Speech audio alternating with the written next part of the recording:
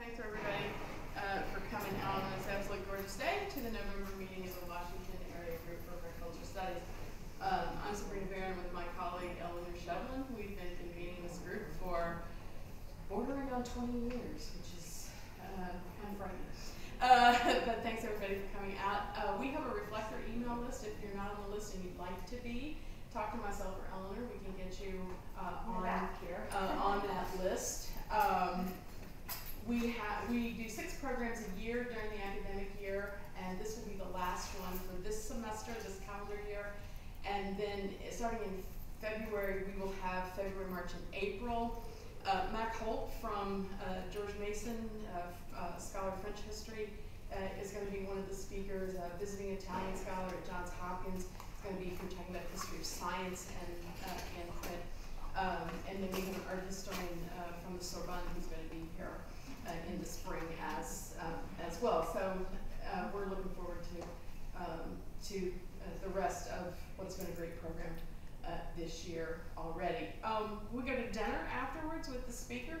It's a good place to get to know one another better, continue the conversation, and if you'd like to join us, you're welcome to. We go to Tale Tai down by the Capital South Metro, so please consider that if you're interested in doing that. We also like to hear from anybody who would be interested in presenting or have any ideas about people we should approach for presenting to our group. We print culture anytime, anywhere, and that includes digital as far as we're concerned. And manuscript too. Huh? And manuscript too. Paper, electricity, anything. Anything you can read, phone books, I don't know, anything you can read. We've had some great, we've had Cuban art books constructed out of found materials. We've had Japanese prints. We've just had fabulous talks over the years on a variety of really interesting topics. But if you have any ideas, we're always keen to hear that. And so Eleanor's going to give our speaker today a little bit more of an in-depth introduction. Hello there. Yes, I'm so happy to introduce Nama Zussman.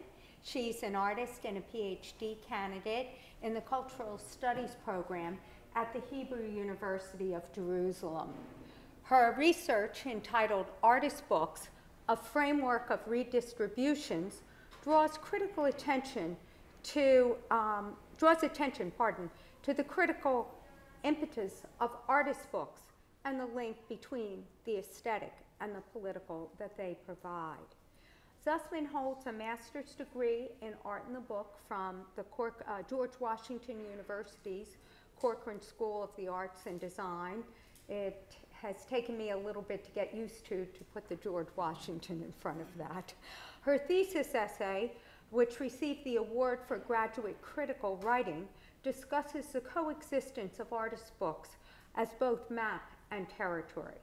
During her studies, she completed an internship at the Rare Book and Special Collections Division at the Library of Congress, where she gave a talk on digressional wanderings. The Sussman is a recipient of numerous awards and scholarships for academic and artistic merits, a guest lecturer at various symposiums, and is currently a research fellow at ICOR, and that's the Israeli Center for Research Excellence. She's also published an essay on the production of place in Sam Winston's work in the April 2016 issue of the Blue Notebook, a journal for artist books.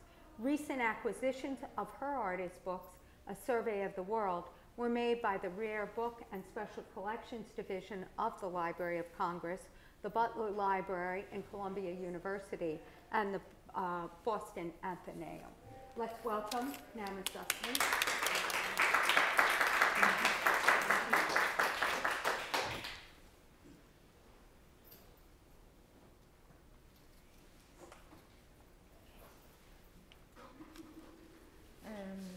I want to thank you, Eleanor and Sabrina, for inviting me.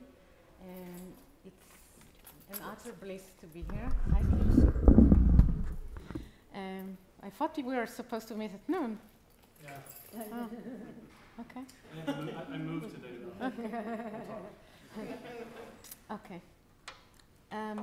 I would like to open with Judd and Renée Hubbard's words as published in 2005. We still lack a generally accepted and workable definition of artist books, in spite of many perspective commentaries by American, British, French, and German scholars who may not have always dealt with the same subject matter. We may even wonder to what extent we can define artist books in terms of genre or classify them according to categories, end quote. The myriad literature on artist books proposes a true reflection of the difficulties posed by this artistic phenomena and reveals the debate's labyrinthian nature. Hence, and here I'm relating to Hubbard's concluding clause, we should wonder whether terms as genre and categories are at all appropriate when discussing artist books. In addition, we should wonder whether these difficulties are not directly related to the very subversive and critical essence of the artist book.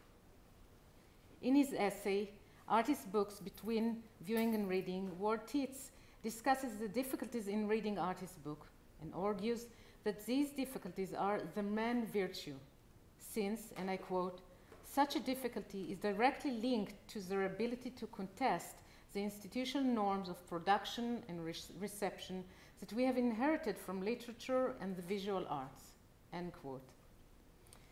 In my research, I try to change the course of the debate from category-based to an observation of the ways artist books stimulate experience. I try to divert the course of the debate from the what to the how, to examine the nature of experience in the artist book and comprehend how it weaves itself in a non-accumulative way, how it weaves its own redistributions. Established in the 20th century, an artist book is an idiosyncratic manifestation of art, a framework of space and time conveyed through modes of redistribution of a cultural object, the book. For millennia, the book has been an emblematic infrastructure which, through both its textuality and physicality, has mapped and been mapped by the formation of civilizations, cultures, and doctrines. Hence, the designation of a book as an imprinted receptacle for an artist's book is a categorical moment. Marked as a territory of experience, the artist's book becomes a dominant territory that maintains this embedded repository power through redrawn trajectories. In addition, through its attempts against fixation on a predetermined world of taxonomies and categorizations, the artist's book poses questions on artistic praxis, consumption, and its ability at all to be categorized. Not only does the artist's book question its validity and strength of its grip on reality, but also its identity. And by that, I refer to some observation, such as that of Betty Bright, who tries to situate the artist's book in one of the two poles, book or art. In her own words, is it a book or is it art? And Buzz Spector's observation of the practice, we dress up to go out and look at art. Undress in bed, we read. In this talk, I will thus portray the ways in which our experience is embodied in the artist's book, how it constantly oscillates between the German duo of Erlebnis and Erfahrung. While Erlebnis marks one's own lived experience, relating thus to a concrete, stimulating event, Erfahrung refers to the accumulation of the experience over time, and I shall elaborate on this later in my talk. The artist's book leans upon millennia of books accumulating experience, and as both notion and form, while simultaneously is registering against the grain of those very same experiences. Hence, it conveys a lived and concrete experience and opens possibility of experimentation that breach the perception of what can be known, thought, said, and done. I start with a memory of a book, of books. That memory is engraved in my experience, in the Erfahrung of my conceptual and physical gestures. It has shaped my expertise in the book, and this is how I approach the artist's book. Book 91, also known as a string book, was created by book artist Keith Smith in 1982. Book 91 is a composition of paper and string with no text or image, a composition for the evocation of experience. The strings, knotted to the pages and woven through varied size holes, are all bound to the physicality of the codex form, bound to the history of the book, and yet, at the same time, explores the boundaries of the book as an idea and form. Smith manifests the presence and at the same time the absence, and his approach produces experience.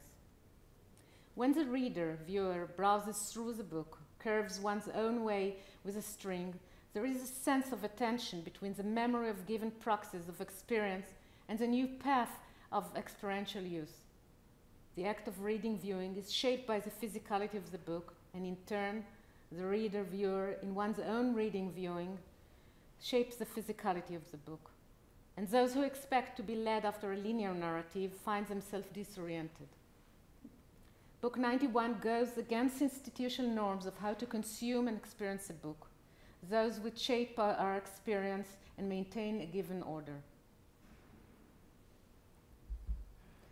Strings in varied length weave their way through a complex pattern whole. The reader, the viewer, takes an interlude, hastily looks back to follow the path the string took, hangs onto the string to see what path they are tracking, what course of realizations they are fulfilling, understanding that this is not a regular usage of a book. There is no textual or image-based narrative to follow, no churchly scriptura for the literate, no image for the illiterate. The lack of security a linear narrative would have given. Yet, you are driven forward following the string, casting the shadows of your own experiences, obliged to mediate and unfold it, incarnating one's own experience, igniting and activating this sphere of occurrences, projecting one's own narratives and in incessant move of research. To borrow Dennis Schmidt's words about the transformation of experience into text, it is a transformation in which experience is articulated, structured, and woven together into a text. The strings, in turn, respond to this mediation, acting as both text and image, enacting and reenacting a story told by the one who browses through this book, recalculating the grammar of the body, enabling the freedom of mapping and fraying territories. The book is then closed, open and closed to new occurrences. Each time this book opens, new maps are projected, new territories are established. Every time we turn the page, writes Dick Higgins in his essay, A Book, the previous page passes into our past and we are confronted by a new world. End quote. Thus, Book 91 is eternally liminal, situated in being at experiential threshold. It subverts as a natural endeavor for resolution, and its essence lies in its continuous mode. The whole being of Book 91 is in the experience it conveys, and hence always liminal, keep oscillating between page to page, between the past and the new world, between experience and experience. I would like now to develop the dialectic notion of Erlebnis and Erfahrung. Art, argues Caroline Jones, at the preface of a captivating symposium proceedings entitled Experience, is a range of marks, indices, rituals, and material that humans make to stimulate perception. We do these things to draw upon prior layers of experience in order to produce, paradoxically, the genuinely new. Allow me to repeat on this last sentence. We do these things to draw upon prior layers of experience in order to produce, paradoxically, the genuinely new. While Erlebnis denotes a moment in its full immediacy that precedes all interpretation, a subversive and intuitive response to the world, Erfahrung is an experience of an external and objective event, and the lessons one learns from such events. If Erlebnis is the initial flash, Erfahrung is the arrangement that transforms it into knowledge. Like many German theorists, Walter Benjamin distinguished between Erlebnis and Erfahrung and understood Erlebnis as a product of modernity. And yet, what set him apart was his dialectic approach to these two concepts. This dialectic I find in the artist book, which manifests its critical impetus through perpetual oscillation between Erfahrung and Erlebnis. In this, I'm also following Benjamin's manifestation of the dynamic relationship of modernity with the past.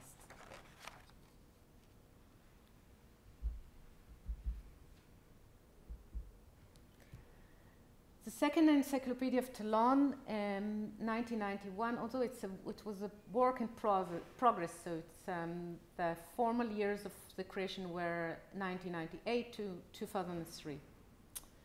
In the mid-1990s, a group of German artists, Peter Malutzki, Ines von Kettelhout, Barbara Farner, and Markus Farner, decided to give a shape, in reality, to the fictional encyclopedia, the first Encyclopedia of Toulon. A fictional encyclopedia denoting a fictional place which appears in the fictional story Toulon, Okbar, Orbis Tertius, written by Jorge Luis Borges in 1941. In order to have an experience through a book, what the book says may not be true in terms of factual knowledge, argues Michel Foucault. In fact, and I quote, an experience is always a fiction. It's something that one fabricates oneself that doesn't exist before and will exist afterwards, end quote. If that is so, is there any importance at all in the fact that Toulon is fictional and consequently that the encyclopedia is a denotation of a fictional world? Considering this fictional scaffolding, here are some profound questions that should be asked prior to the realization of such an encyclopedia and perhaps pondered through by this group of artists. How can an encyclopedia and manifestation of Erfahrung, of the accumulative knowledge, define and describe a fictional world? How can a text, which is completely fictional, be concretely shaped? How can this experience be available for others to have? Considering an encyclopedia as a demonstration of reality, what other shapes could it take? In Toulon, the spoken language lacks noun, and so how can an encyclopedia whose usage of nouns is ingrained in its purpose depict a place with no nouns?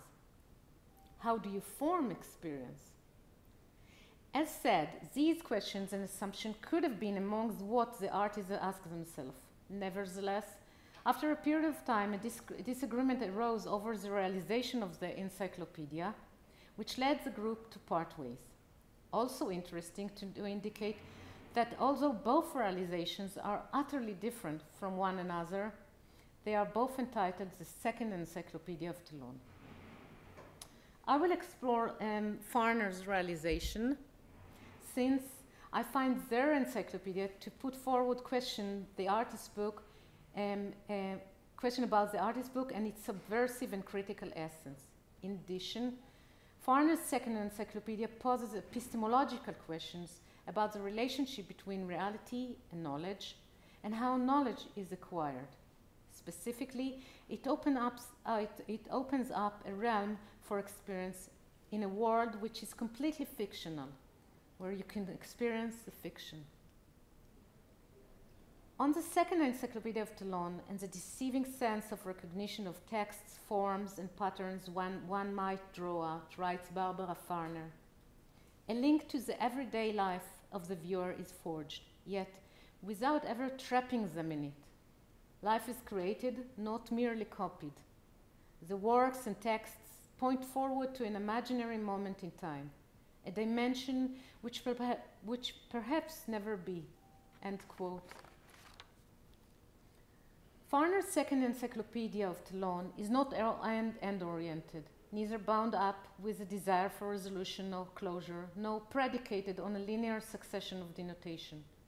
In fact, Farner's encyclopedia is an independent entity, a unit in itself, and perhaps Naming it the second encyclopedia rather than the first was to elevate its independence.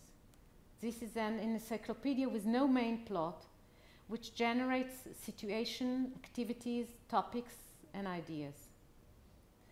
The second encyclopedia of Talon consists of 5 green binders, ordered alphabetically and separated by dividers.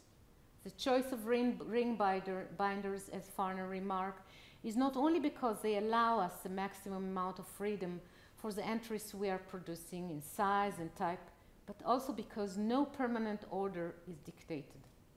Additionally, and out of the nature of a ring binder, I would add the order of the entries in the encyclopedia can be changed, added, and reduced. That is to say, one can arrange and rearrange one's own experiences, so both immediacy and interpretation are interchangeable. What entries are in the encyclopedia? The 5 binders are an assembly of varied and eclectic aspects of life, as if they were flashes of the shock experience of Leibniz, yet to be interpreted. They grasp from any structural and linear narrative of an encyclopedia, from memory to tea ceremony, 11 to technical report, fish to surface, of gravity and levity to spirit, history of the madness key to immortality, beyond to the familiar objects, stone plants to lilac whispering. What is more, the physicality of this encyclopedia is respectively woven with its functionality. Varied formats, sizes, bindings, papers, sizes, typefaces, dimensions, and more are all interchangeably inhabit the encyclopedia and bound to the experiential trajectory it offers. Another repeated motif is the envelope. Most information is kept in envelopes, attached to the dividers or to the binder's rings, and it is up to the viewer, reader, whether to follow this trajectory, open the envelope, unfold the content, and experience it. Going through Farner's words again, the list of entries is as if life is created, not merely copied, and the entries are subjective moments of lived experience in their full immediacy, waiting to be transformed into knowledge. They are as well events that allude to the fact that Talon's grammar lacks noun. The second encyclopedia of Talon, hence, is a subjective and intuitive response to the fictional world as depicted in the first fictional encyclopedia, challenging hierarchies and opening possibilities of the observation in a way that breaks linearity. The strategies of the dominant order are undermined and altered by reading tactics, order Michel de Certeau in The Practice of Every Life. The spatial practice, reading, enables reader to be travelers who pass on land owned by someone else. The text is of another person, and the reader reinvents the text just like a tenant who makes changes in the rented property. Reading, hence, changes its object and introduces a desire to rewrite it and establish a new order. I find in de Certeau's insight several vantage points in the second encyclopedia of Talon. The Farners, like travelers, make their way across fields they do not own, of Borges, of Talon, and of the first encyclopedia of Talon. They read and view, while they themselves produce an encyclopedia of their own experiential vernacular. In turn, the readers, viewers, us, make changes in the rented property, disconnect Farner's work from its soil, and offer greater possibilities of movement. And this move, obviously, can continue infinitely, with no limitations.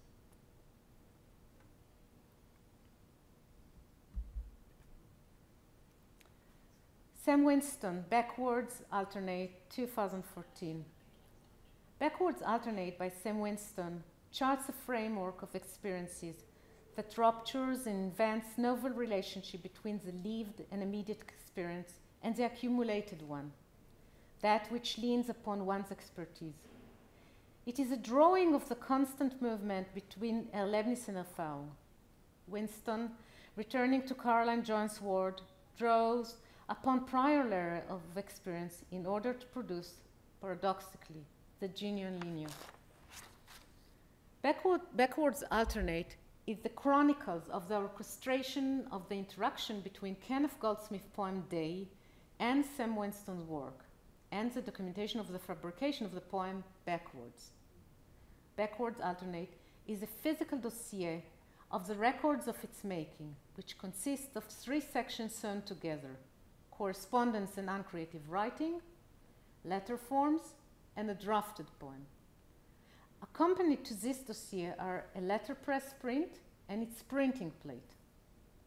Standing and watching this work is impossible in terms of its realization, since experiencing it requires numerous body gestures and operations that would go through the experience and organize it.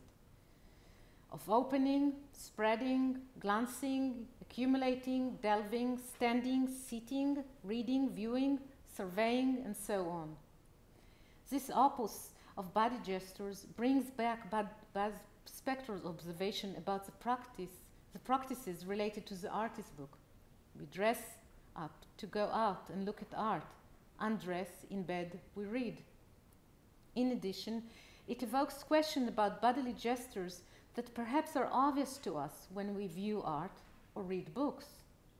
How does then our body work in relation to the artist's book, and how does our body go through the experience of the artist's book? We have to go through the experience, to quote Jack Lucan's words, or there will be no such thing. What we call an artist's work is nothing other than the organization of this experience. A work of art is constantly at work. It constantly opens itself anew, constantly emerges. End quote. The first section of Backwards Alternate correspondence and uncreative writing follows the email exchange between Winston and Goldsmith and reflects on the conceptual formation of the work. Goldsmith is known for his work Day, 2003, where he transcribed every word, character, symbol, and number of the New York Times issue of September 1st, 2000 into an 836-page book, while excluding any hierarchies, which typically take the form of typeface, size, layout, and classification. By presenting each sign of the New York Times equally, Goldsmith subverts a prominent symbol of print culture, contesting and breaching thus the institutional norms of production and reception by turning it into an initial flash, that which precedes the order of things. What is more, Day is a presentation of a reverse order, in which the secondary arrangement, the knowledge, the lesson one learns from events, and the accumulative experiences over time, precedes the lived experience. What is already oriented, categorized, and classified makes place to the unprocessed experience. Winston, hence, as the correspondence reveals, seeks to interact with part of Goldsmith's poem, a work that itself is already the embodiment of a confrontational experience to the one the New York Times suggests. The second section is letter forms, the blueprint of the work, the drafting of the meeting place between Goldsmith's poem and Winston's own poem, which is printed backwards. Winston documents his drafting of the redistribution of Goldsmith and his own experiences and the scenic meeting point of these two planes.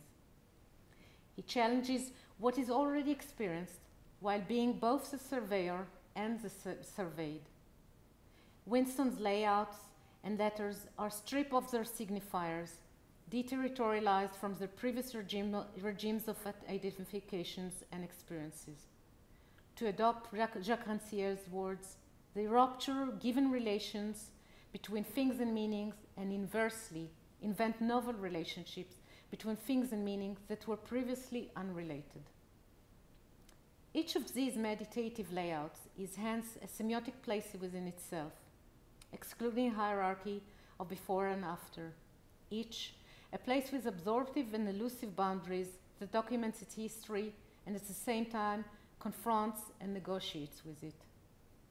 Winston thus charts a dialectic of Erlebnis and Erfahrung as if they keep oscillating between one and the other, freezing for a moment to be delineated. Winston conveys a landscape of the meeting place of layers of experience, of the immediate, fragmented experience with a cumulative one. In addition, no one can tell them apart, and they can be found ever present. This is then a record of the most likely infinite possibilities of staging experience and the population of the page.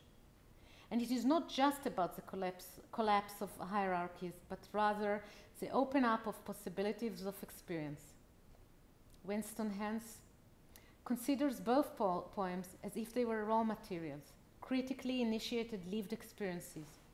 He delineates communities of experience that have no preconditions, apart Goldsmith's request for using Times New Roman typeface as shown in the email exchange, juxtaposing them while maintaining their heterogeneity, laying out while weaving together two contradictory forces simultaneously, the New York Times issue of September 1st, 2000, and the autonomy of the aesthetic experience. The third section, a drafted poem, is a journey of its creation, as Winston defines it in the email exchange, a documentation of the formation of Winston's poem backwards. Winston documents this accumulated process of the forces that are involved in his work and the history of his experience, starting from 12 pages of his own script. Nevertheless, this section is a process of a reverse accumulation and iteration, a process of subtraction. And yet, despite lessening, a drafted poem maintains its imprinted repository power until it ends backwards. Two more planes are added to backwards alternate. The letterpress print of Winston interaction with Goldsmith text and the poem backwards, placed at the top of the dossier, and the printing plate of this print placed at the bottom. Yet both texts cannot be read together, neither on the plate, neither on the print. In Winston's words, as documented in the email exchange, the poem backwards only read correctly on the printing plate.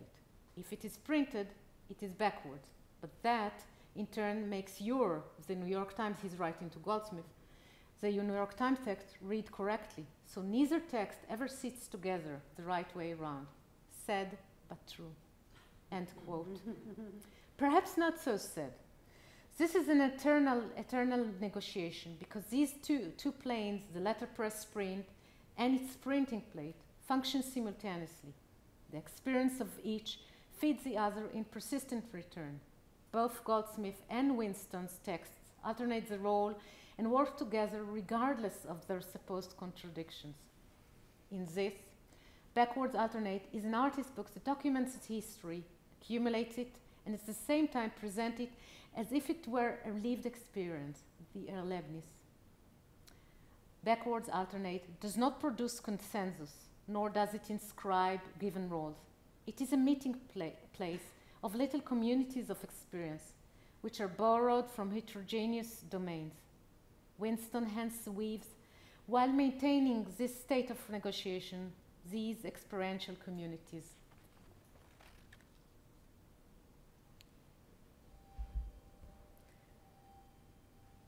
In my research, I point to the artist's book as a critical territory of experience. That territory of experience is composed of the accumulation of experiences brought by the book and its repository power, and the lived experience in its full immediacy, that which precedes all interpretation and reworking. In addition, and here I return to the preface of my talk, I argue that one should doubt whether we can at all define artists' books in terms of genre and categories. In its constant oscillation between the Erlebnis and Erfahrung, and out of the trajectories of the lived experience, the artist's book rejects any possibility of fixation under absolute category. The three artist books I discussed illuminate this oscillation, each uniquely. Book 91 manifests the fundamental question of how to experience the artist's book, and how should it be approached? These questions are raised in light of the clear institutional norms of reception that other artistic and reading praxis maintain. In addition, Book 91 subverts the natural endeavor for resolution, and its essence lies in its continuous mode.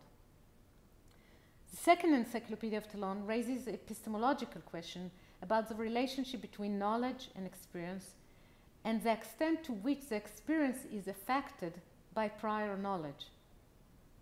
This, in turn, raises a question about how to convey relationship between experience and knowledge in the artist book. Backwards alternate not only charts a framework of experiences that rupture and invent new relationship between the lived and the accumulative experience, but also delineates a continuous oscillation between Erlebnis and Erfahrung. In addition, this work, as the others, deals with bodily gestures. How does our body work in relation to the artist book? How does our body go through the experience of the artist book? And how does our body change the experience of the artist book? These three artist books, thus, captures the subversive and essence of the artist book as an idiosyncratic manifestation of art and show its critical impetus. Thank you. The books are here, but maybe we'll just get into the conversation now. Yes.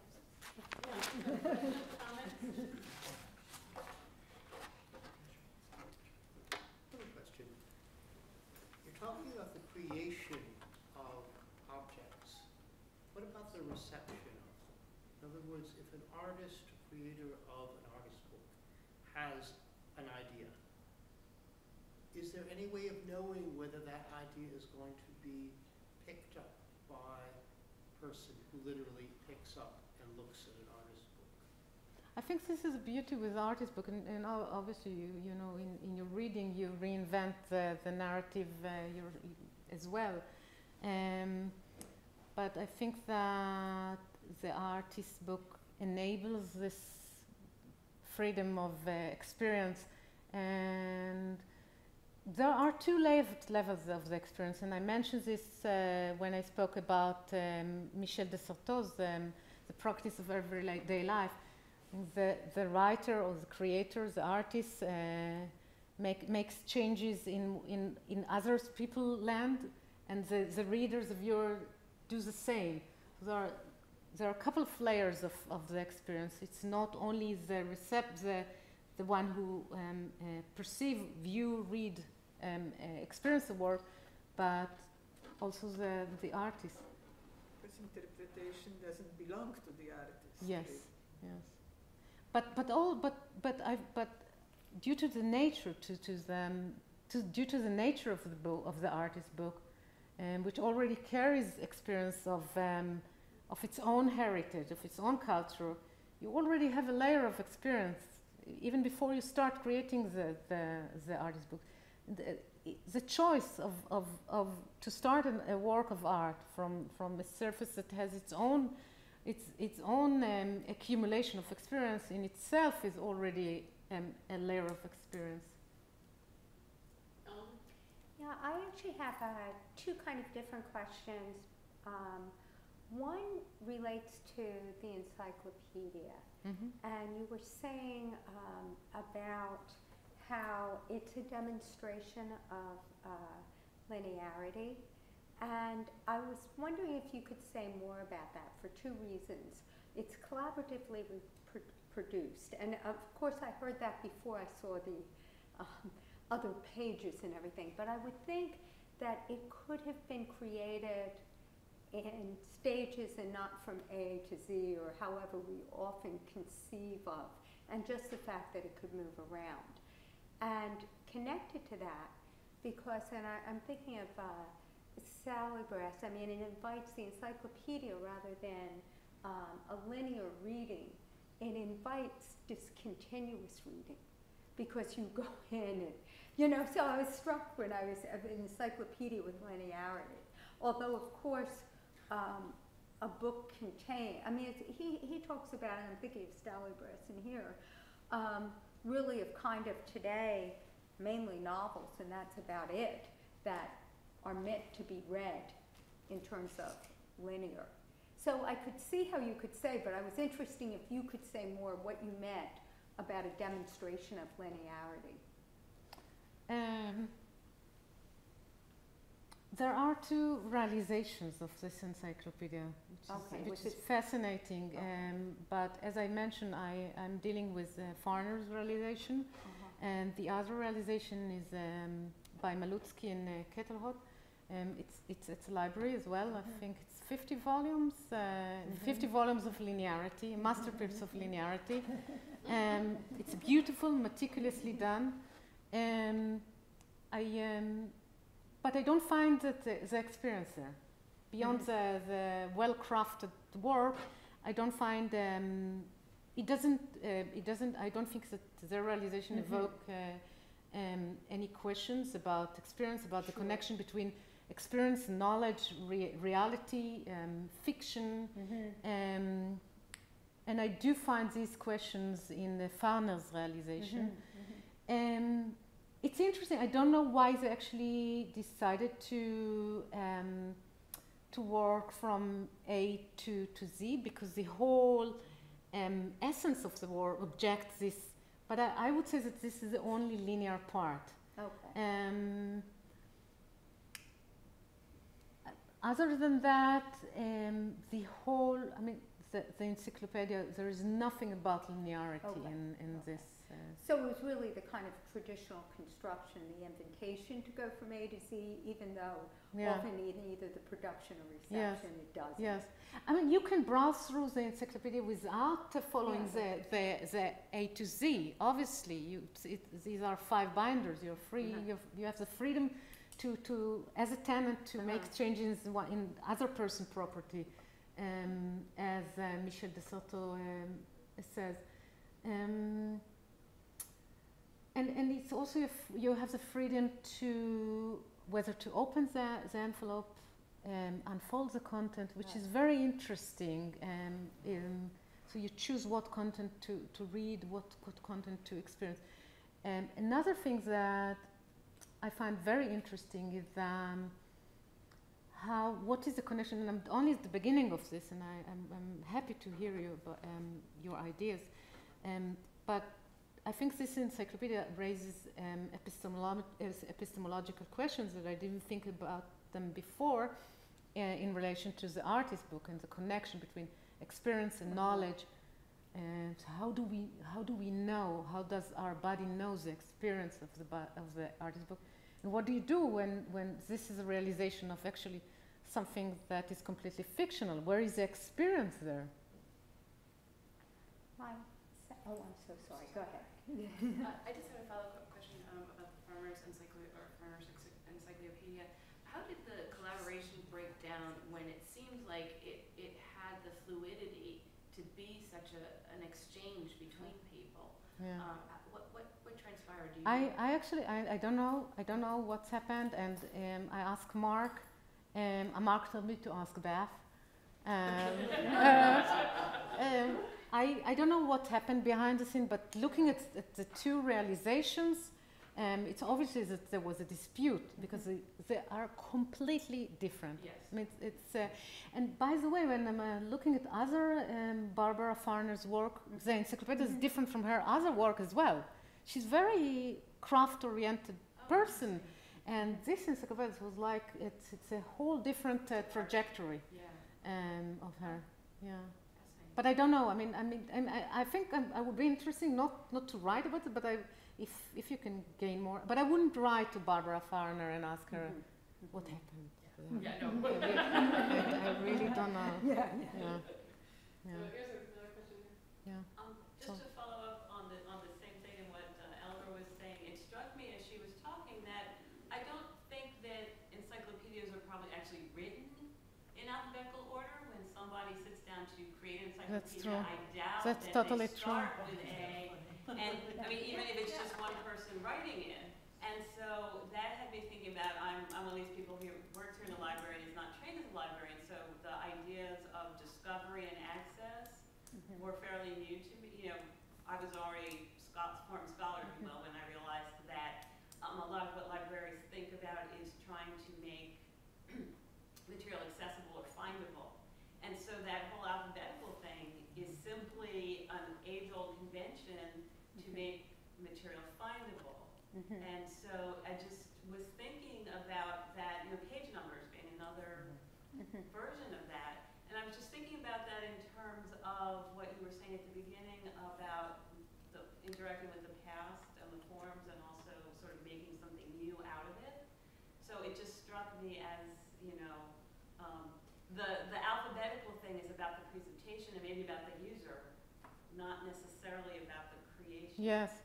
I don't know. I think so. I think it's a very interesting point. I'm almost, I would say that I'm almost positive that it wasn't done. It wasn't done in linear order. I don't think that the other realization was done in a linear order as well.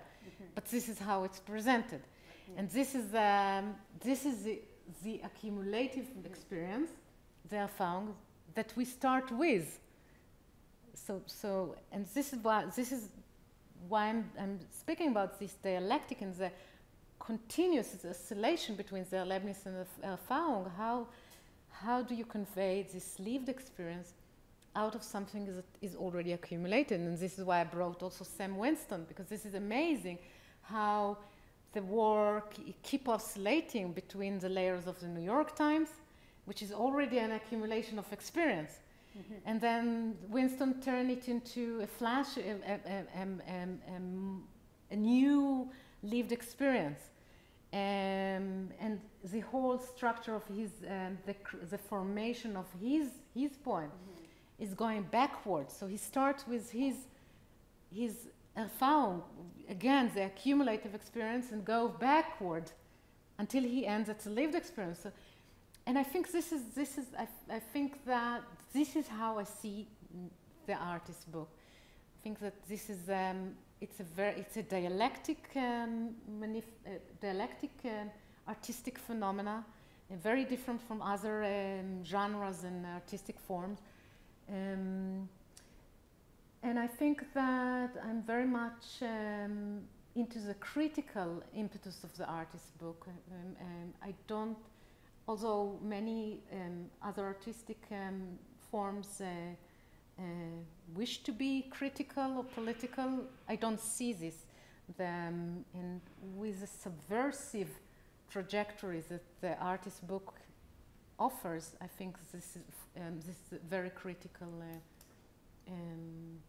form of art. Beth? So I went to Inez van Koolhoofd's lecture at the Codex Convention a couple of years ago. And 2 years, San Francisco. 3 years ago. Is it 3? I think so. You were there 3. I think you were there 3. Anyway, Yeah. the only term that was used was creative differences, and that was it. But I can tell you that when I first started on my project that involved the two sets of encyclopedias, two things. It really took me a while to realize that they were supposed to be about the same thing. That's the first one. And the second thing was that they all have, I think, have interest because the other set, which is very neat and pristine, is written in several different languages and very often uses color to show you the differences of those languages.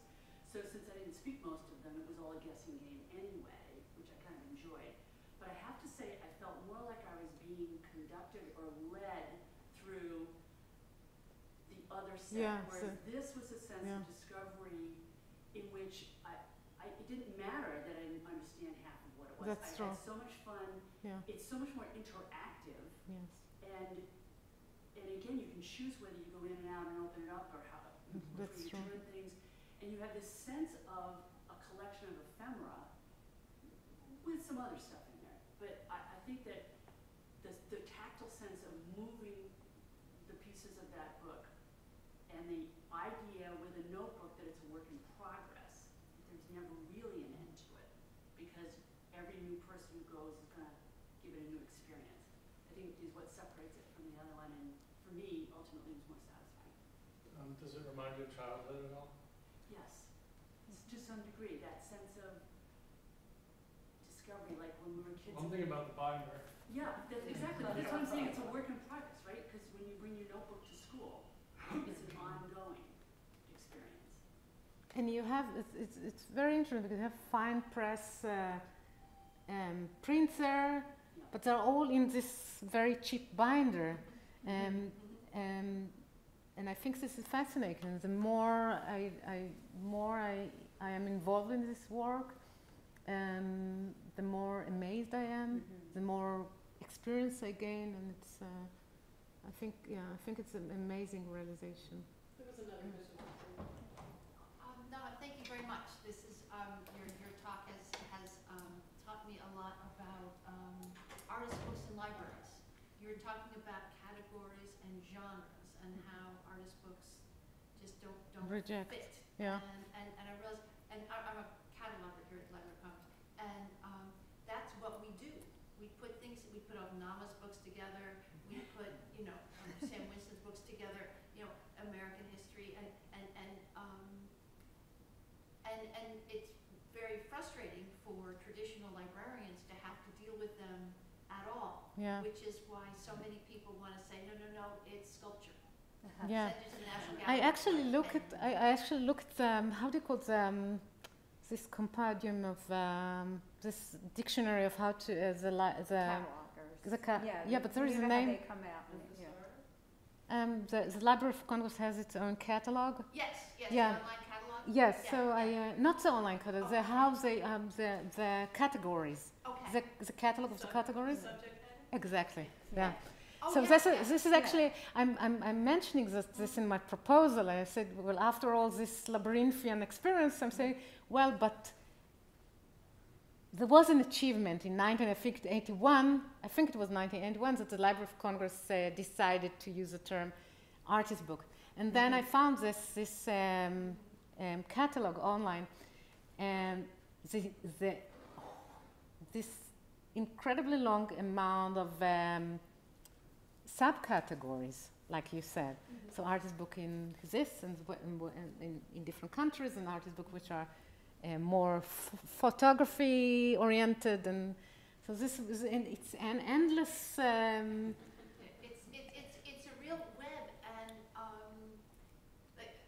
especially since artist books end up in rare book collections, and so the people that are cataloging and putting artist books into categories are trained in very traditional book, usually pre-1801 books, and so they're rectangles.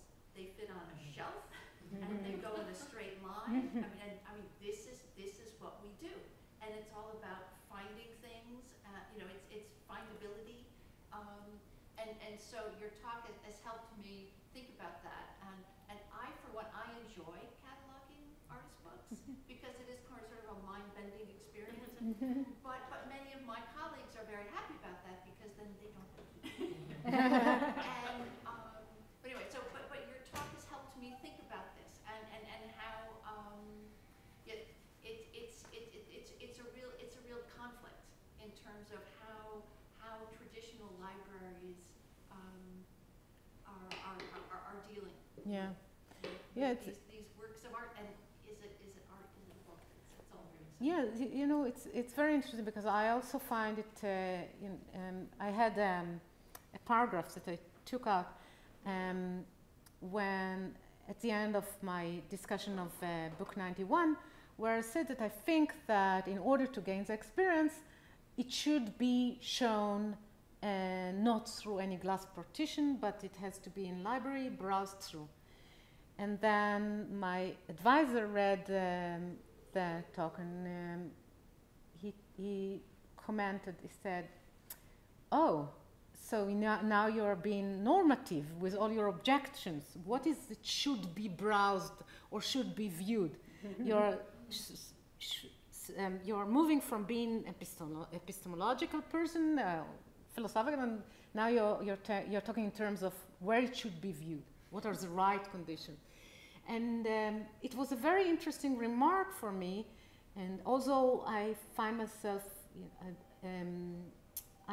I'm tempted to say that this book should be browsed, but I don't want to go there. And I think that the artist book, again, in its essence, I doesn't wish to be categorize also in viewing, you know, in terms of where to view it or. Don't tell me how to look at this book. Exactly, and I don't think that experiences. I mean, I think that again, if I'm talking about experience, there is a whole spectrum of experience. One cannot say that this book should be browsed through. You can have other ways of experiencing. You didn't have a question? Well, so I was just curious, I love the books that you've chosen and the points that you made with them. Were there any close runners-up, other books that you thought made these same points, but you weren't able to include them? I did. Just for time? In my research, I'm just finalizing the list of books that I'm going to write about, which is very different from the list that was approved at the proposal. No, but this is okay. I am going to write on Unhappy Ready-Made of Marcel Duchamp. I think this is a very interesting work that using Euclidean book is literally dismantling the experience of civilization. Sorry? You've always loved that. Yeah, I did. I do, actually, yeah.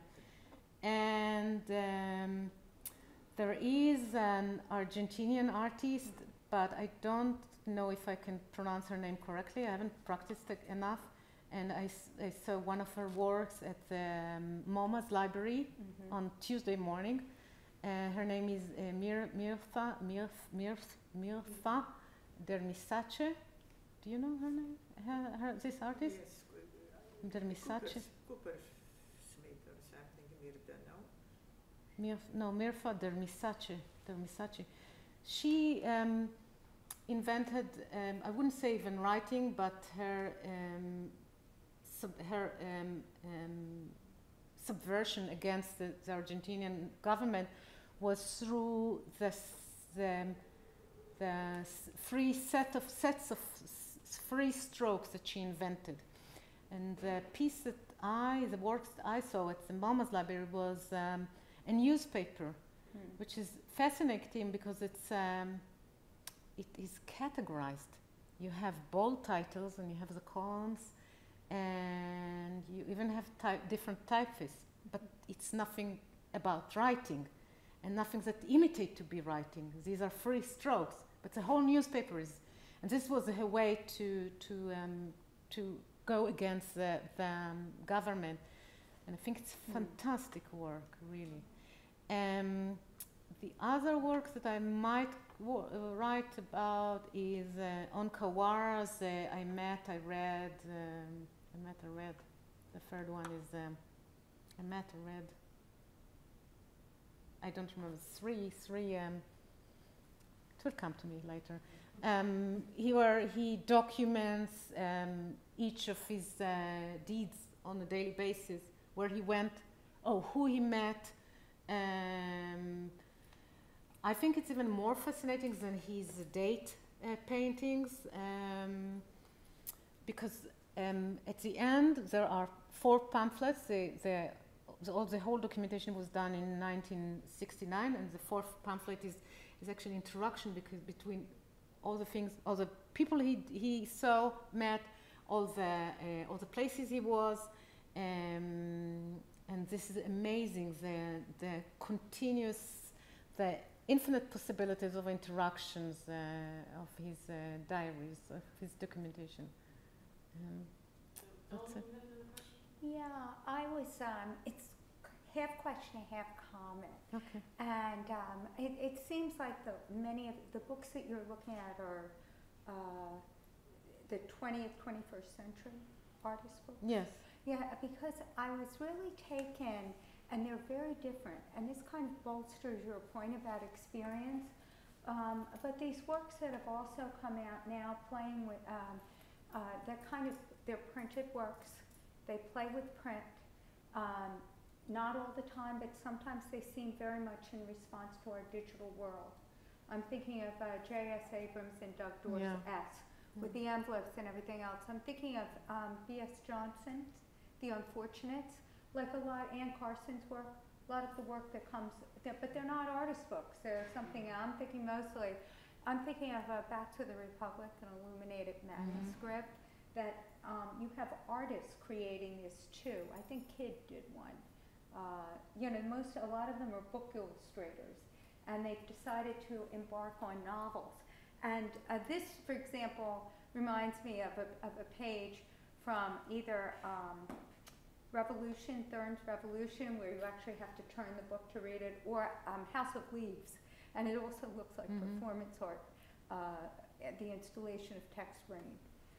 But what I really like about this is there is so much experience and movement on the page without having something like the installation performance art. It can be done with But print. it's also digital. I mean, a lot of these texts are. Yeah, they're only electronic produced digitally. They can't be produced without the digital. And these are not, you're talking about, that's another major difference, because these are produced letterpress or other ways, right? But all these other works, they're actually giving homage to the printed word, and print, and kind of celebrating that, but they couldn't have been produced without digital technology to do them. I was going to say, that actually would be produced first in Photoshop or in Illustrator probably, and then done polymer plate and then printed letterpress. Okay. That's true. Yeah. So it's digital. You see that all of this, and we don't have some of these capabilities, Yes. which is also rather ironic sometimes in the sense of handcrafting. These, because of what you said, they're not the same, but they're kind of a family or and they're, I think, to experience print, but they're doing their narratives. They're not, and they're different kinds. Some of your books are very much narratives, but not necessarily linear. They're experiences. So it really is more of kind of a supplement or kind of a complement, and it's what your talk made me think about. I actually read the definition. I can't recall who was it. He said, he opened his book and said, he mentioned 3 books: Tristram Shandy, Yes. Glass by Derrida, I don't remember the third one. He said, these are very nice books, but they're not artist books. Right. Why? Because they were not done by artists, and I totally disagree with this. And I don't think I'm not here, and I would say even more than that. I'm not interested in saying this is an artist book and this is not an artist book, because then I object my whole idea of the constant oscillation and the rejection.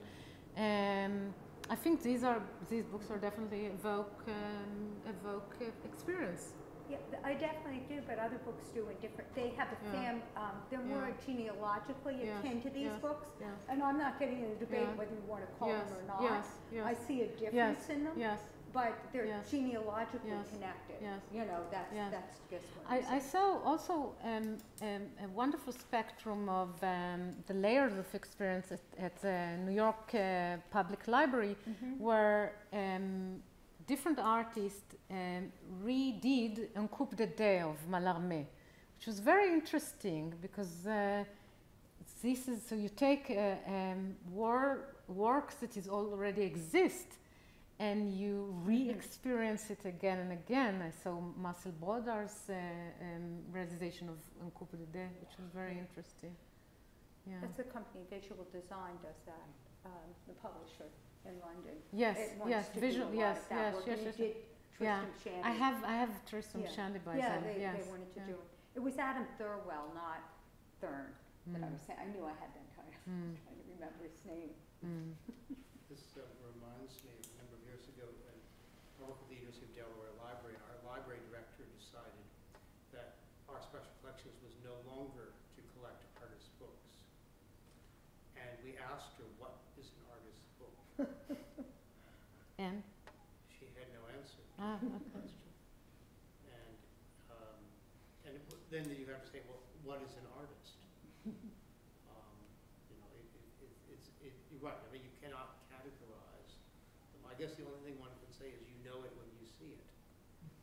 May or may not be true. Yeah. So any other questions or comments? We should take a few minutes to look at what Rare Books folks have brought out for us. But please let me browse through the books. This was, thank you.